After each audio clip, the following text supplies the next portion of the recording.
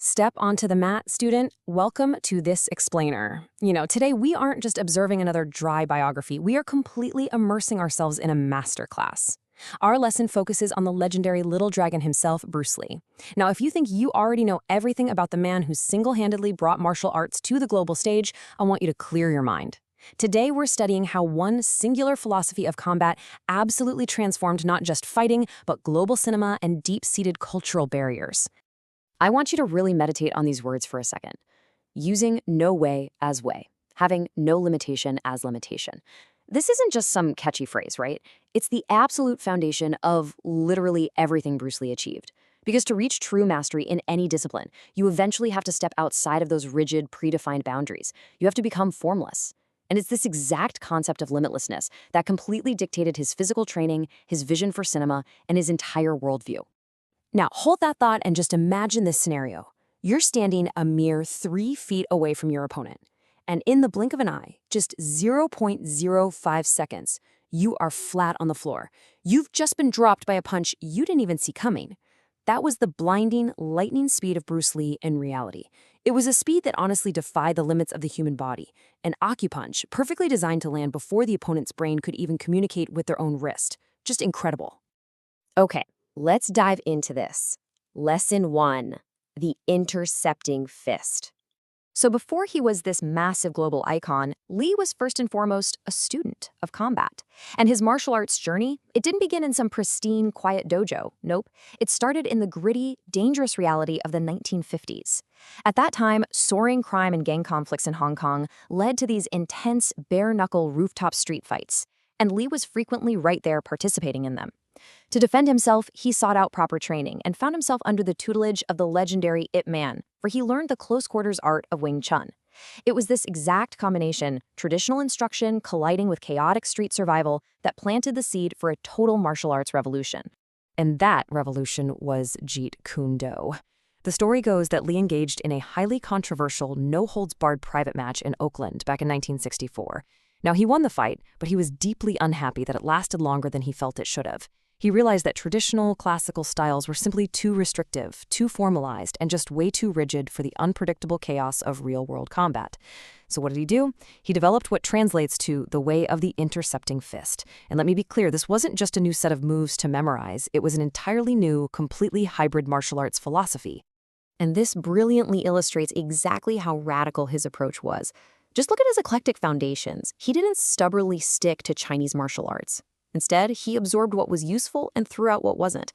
He took the foundational structure of Wing Chun, sure, but then he integrated the bouncing, elusive footwork of heavyweight boxing champion Muhammad Ali. He studied the precise timing and techniques of modern fencing. He even went as far as cross-training with legendary grapplers like Jean LaBelle to incorporate judo sweeps and catch wrestling submissions. He effectively created the style of no style. All right, shifting gears here. Lesson 2, the art of realism. So, you might be wondering, how do you take this style of no style and actually teach it to the world? Well, for Lee, the answer was global action cinema. His first major breakthrough for American audiences was playing Kato in the 1966 television series The Green Hornet. But they ran into a massive problem right out of the gate.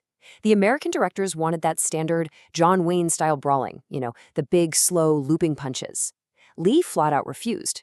He insisted on using his authentic, highly efficient martial arts. And the result? His strikes were literally so blindingly fast that the standard cameras of the time simply couldn't capture them. They actually had to ask Bruce Lee to slow his movements down just so they would register on film. No way, right? You can really see the stark contrast in the action styles that followed. Pre-Bruce Lee action, particularly in the Chinese wuxia genre, relied incredibly heavily on fantasy elements. Swordsmen effortlessly leaping over buildings, magical powers, and purely chivalrous heroes. Bruce Lee discarded all of that. He introduced a completely different tone to the screen. Gritty, brutal, and relentlessly realistic fight choreography. We're talking real-world conflicts solved by visceral, undeniable physical mastery. Let's move to this and see how it builds, because this uncompromising realism quickly built a cinematic empire. Returning to Hong Kong, he starred in The Big Boss and Fist of Fury in 71 and 72, completely shattering box office records across Asia. By the time he made Way of the Dragon later in 1972, he wasn't just acting anymore. He was writing, directing, starring, and choreographing the fights himself, including, of course, that absolutely legendary showdown with Chuck Norris. His absolute, total commitment to realism turned these films into monumental global successes, which ultimately led to the massive Hollywood co-production Enter the Dragon. Moving right along, Lesson 3, Breaking the Board and Barriers. I really want you to remember this, student. True strength is never just physical. It is deeply cultural. Just listen to these words from his friend Amy Sanbo. In a time when so many Asians were trying to convince themselves they were white, Bruce was so proud to be Chinese he was busting with it. You have to understand, this was an era where Hollywood was entirely dominated by white actors. Asian characters were frequently played by white actors in heavy makeup or just relegated to deeply offensive background caricatures. But Lee proudly and fiercely embraced his heritage. He point-blank refused to compromise his identity just for a paycheck. The crucial point here is how he single-handedly dismantled those prevailing stereotypes. He completely erased the emasculated, childlike, or subservient Asian male tropes that plagued Hollywood at the time. Instead, he embodied pure strength, intense focus, and modern masculinity. And in doing so, he became a rare, global, non-white action hero. He was an icon who deeply inspired marginalized communities all over the world, basically showing them, hey, you too can be the tough, heroic lead on the big screen. Part 4, The Final Bow, The Immortal Legacy. Bruce Lee's ascent was absolutely explosive, but as we know, it was tragically cut short. He passed away suddenly at the age of just 32 from a fatal cerebral edema. Yet he achieved an immortal legacy because he treated himself as a complete, unified system. Inspired by athletes like the undefeated Indian wrestling champion, the Great Gama, Lee believed physical conditioning was paramount. But it wasn't just about lifting weights for show. He treated his body exactly like the engine of a high-performance race car. It required real muscular strength, elite cardiovascular endurance, extreme flexibility, and critically, this is key, a highly developed spirituality and mental preparation. For Bruce, one without the other was simply incomplete. And the ripple effect of that perfectly tuned engine is just staggering. Just weeks after his death in 1973, Enter the Dragon was released, and it revolutionized action cinema forever. Moving into the late 70s, his students and his philosophy directly inspired the creation of American full-contact kickboxing. Fast forward to 2004, and UFC founder Dana White officially crowns Bruce Lee as the father of mixed martial arts. Think about that. His hybrid, formless approach to combat was the exact blueprint for modern MMA decades before it was a mainstream sport. He truly lived the style of no style.